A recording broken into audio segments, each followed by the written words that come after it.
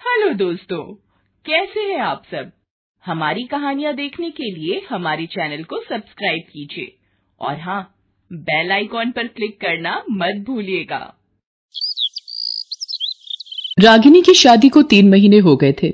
उसका पति आकाश, जो सॉफ्टवेयर इंजीनियर था, वो उसे बहुत ही प्यार करता था। आकाश बहुत ही मजाकिया किस्म का लड़का था।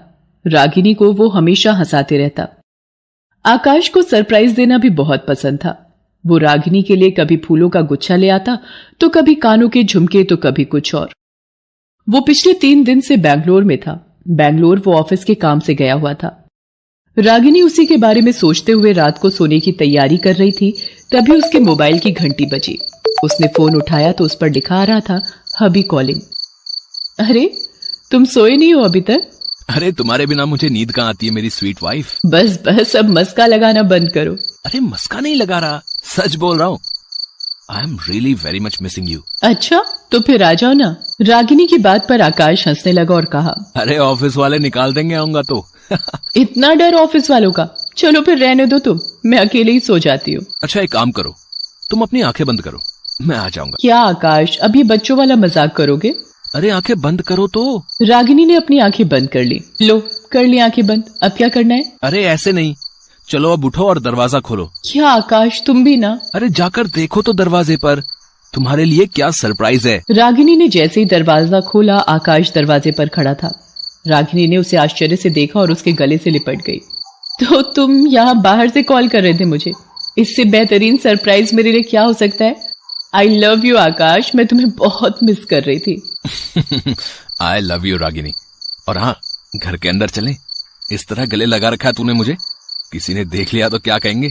आकाश की बात पर रागिनी मुस्कुराने लगी। दोनों की लाइफ इसी तरह खुशी खुशी बीत रही थी। दोनों के हर पल में बहुत सारा प्यार था, लेकिन एक अनचाही मुसीबत छिपकर उन दोनों की हर एक गतिविधि पर नजर रखे हुए थी। आकाश कब ऑफिस जाता है, वो कब ऑफिस से आता है, रागिनी घर में कब अकेली होती है और वो कब मार्केट जाती है। एक एक बात का उसे पता था। इस बीच आकाश को एक बार फिर से ऑफिशियल काम करने के लिए 1 महीने के लिए सिंगापुर जाना था। उसने जैसे ही ये बात रागिनी को रेस्टोरेंट में खाते खाते बताई। 1 महीने के लिए, वो भी सिंगापुर? तुम्हारे बिना मैं कैसे रहूंगी आकाश? अरे, बहुत बड़ा मौका दिया है कंपनी ने। जानती हो, अपनी कंपनी सिंगापुर में अपना ब्रांच खोल रही है और सारी की सारी जिम्मेदारी मेरे ऊपर है। सब कुछ सही रहा तो मेरा प्रमोशन तो होगा ही, अच्छी खासी सैलरी भी बढ़ जाएगी। वो सब ठीक है आकाश, लेकिन यहाँ तुम्हारे बिना एक पल भी नहीं कटता। 1 महीना कैसे काटूंगी? ठीक है, तो मैं मना कर देता हूँ ऑफिस वालों को। नहीं, जाओ। नहीं, तुम जाओ, मैं मैनेज कर लूंगी। ये कहते हुए रागिनी ने आकाश को गले लगा लिया। आकाश को सिंगापुर गए हुए 1 सप्ताह हो गए थे। वो नियम से हर दिन उसे कॉल करता और कहता कि वो जल्द ही काम खत्म करके आ जाएगा। एक रात की बात है, रात के 12 बज रहे थे, तभी रागिनी के मोबाइल की घंटी बजती है।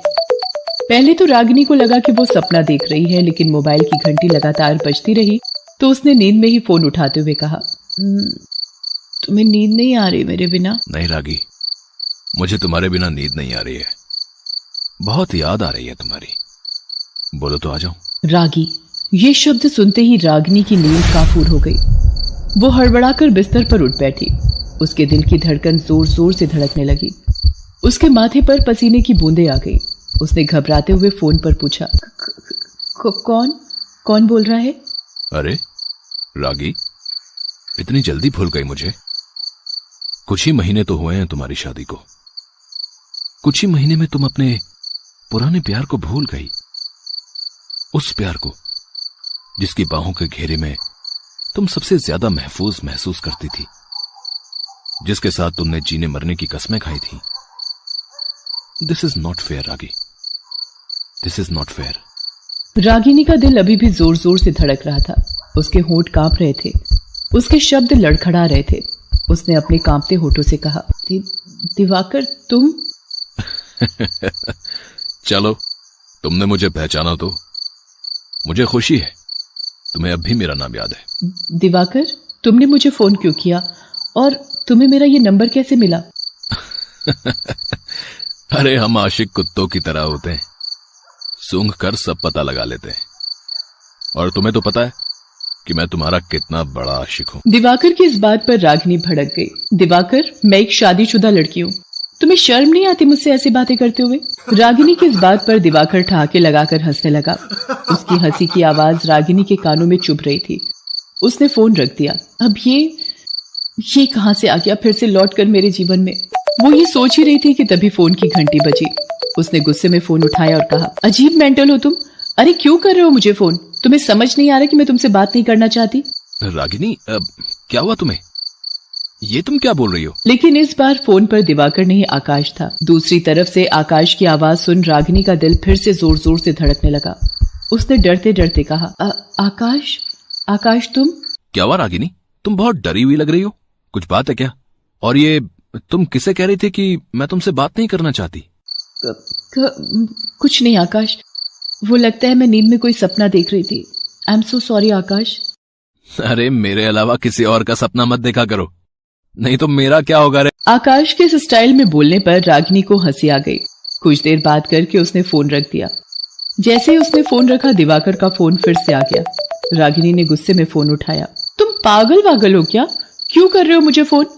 तुम मेरा पास्ट हो पास्ट। अब मैं शादीशुदा हूं, इसलिए प्लीज मुझे तंग करना बंद करो। ये कहकर वो फोन काटने वाली थी कि दिवाकर ने कहा, रागी, फोन मत काटना, क्योंकि अगर तुमने फोन काटा तो तुम्हारी जिंदगी से बहुत कुछ कट जाएगा, जैसे कि आकाश जो सिंगापुर में बैठा है। आकाश? तुम कैसे जानते हो उसे? मैंने कहा ना, हम आशिक हैं, हमें सबका पता होता है। क्या चाहते हो तुम? तुम्हारा प्यार और पैसा दोनों। अगर नहीं दिया तो पुराने सारे फोटोग्राफ्स सिंगापुर में आकाश की टेबल पर होंगे। दिवाकर की बातों को सुनकर रागिनी का पारा फिर से चढ़ गया। बहुत ही लीचड़ किस्म के आदमी हो तुम। वो तो सही समय पर मुझे तुम्हारी असलियत का पता लग गया और मैंने तुम्हें छोड़ दिया। रागी, मैं जोंक हूं, जोंक, मुझे कोई नहीं छोड़ता। अलबत्ता मैं दूसरे के जीवन से खुशियां चूस चूस कर उसमें गम भर देता हूं। दिवाकर ने रागिनी से 50,000 रुपए मांगे और उसे मिलने के लिए सनराइज होटल में बुलाया। न चाहते हुए भी अपनी शादीशुदा जिंदगी को बचाने के लिए रागिनी मजबूरी में सनराइज होटल दिवाकर से मिलने पहुंची। दिवाकर ने जैसे ही रागिनी को देखा, उसने उसे गले लगाने की कोशिश की, लेकिन रागिनी ने उसका हाथ झटक दिया। ये क्या बदतमीजी है? दूर हटो मुझसे। बदतमीजी नहीं, ये मेरा प्यार है। अपना प्यार तुम अपने पास रखो, मैं शादीशुदा हूँ। अरे शादीशुदा हो तो और भी अच्छा है ना, आराम से दोनों प्यार करेंगे, तुम्हारे आकाश को पता भी नहीं चलेगा। चलो अब तड़पाओ मत, गले लग जाओ यार मेरे।